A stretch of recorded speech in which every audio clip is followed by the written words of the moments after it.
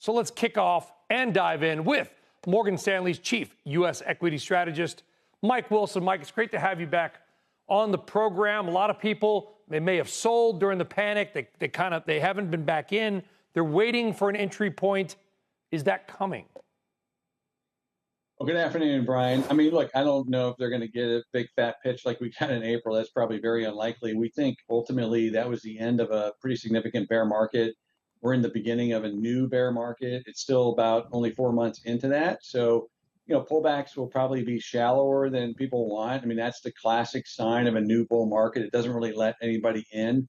The good news is, our data suggests that the retail investor really didn't sell in April. In fact, they were buyers all the way through that period. It was really more the institutional community that created that low and a lot of the passive strategies, quite frankly. And it was so quick that many people didn't even have time to react. So my suspicion is most of the viewers probably have plenty of equity exposure. They're probably enjoying the ride. The question they probably are asking themselves is, should I be selling here because I made so much money? And in that case, that's a personal decision. You got to pay taxes if you do that. My suspicion is if we get a pullback, it'll be probably less than 10%, which in the grand scheme of things, that's not worth trying to trade around for most people. So you believe we started a new bull market back in April. Why? Because we had a bear market. And I think that's the thing that people don't really acknowledge, which is that, the sell-off in April was really a final capitulation to a bear market that began last summer. If you actually look at most stocks, they topped in July of 2024. They were down anywhere between 30 and 35% on average. I mean, that's a proper bear market that ended with a capitulatory price action.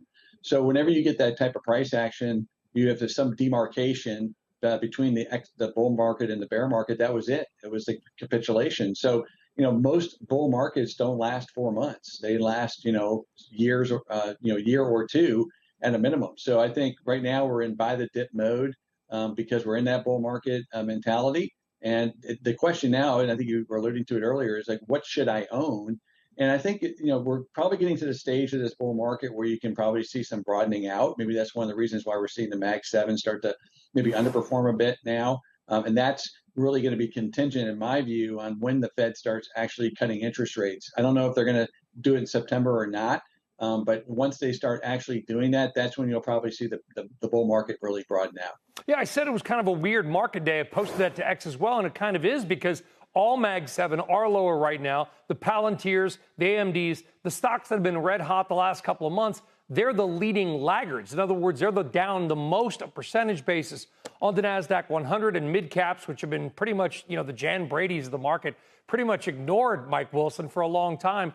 They're actually slightly higher. One day does not a trend make. I get it. But does it feel like we're starting to see that broadening out a little bit? Well, I think it's the beginning. So, we got to remember it's also August, Brian. I mean, it's very thinly traded right now. We have a big event this end of the week with the Jackson Hole conference, and we're waiting to see if they're going to give us any sign on timing for that first Fed cut, which is probably forthcoming sometime in the next 3 to 6 months. And what I would say is that we're in that bottoming process. We've been underweight small mid caps now for going on 4 years. Okay, and it's been the right view. And we're starting to see the small mid caps start to bottom out a little bit on a relative basis, in the sense that they're not going down at the same pace relative to the S&P 500. That's the beginnings of something, I think. But I don't think it's time yet to go fully all in. But it is time to be considering that move, given the 4 years of relative underperformance. I'm not taking anything away from the importance and magnitude of this week's Jackson Hole conference, but I'm going to take a little bit away from the importance and magnitude of it. Here's why, Mike. We know that Jerome Powell is out, probably in May when his term is ending.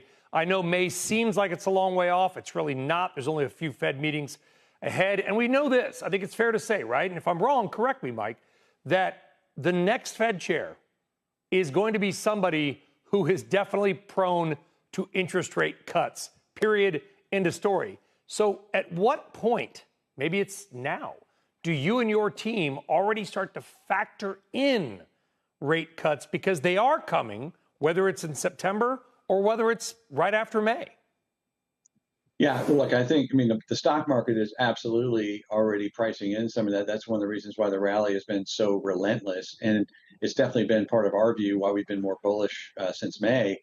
because we do see that coming down the pike. However, for the true broadening out, what we need to see is the back end of the bond market really come down to get the interest rate sensitive parts of the market really moving and get some of the capital spending going, which is also going to be helped by the tax bill. So we're in that window.